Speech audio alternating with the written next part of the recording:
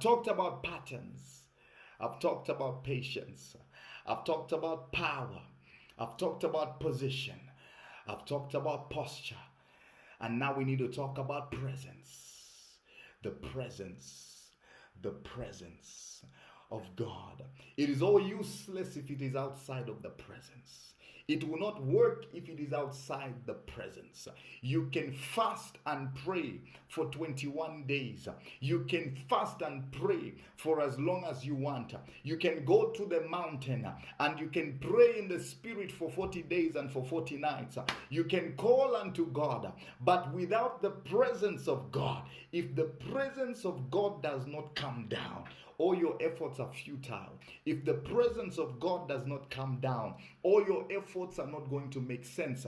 Nothing moves except the presence of God moves with you. And Moses understood this in the wilderness. He told God, he says, if your presence will not go with me, I will not go. Your open door is where the presence of God is. You need to look for the presence of God. You need to be a carrier of the presence of God. Make sure this year in 2023 that you are a carrier of the presence of God, that you are moving at the sound of the voice of God, that you are where the presence of God is. If you are not wrapped in the presence of God, you are not going to experience the power of God.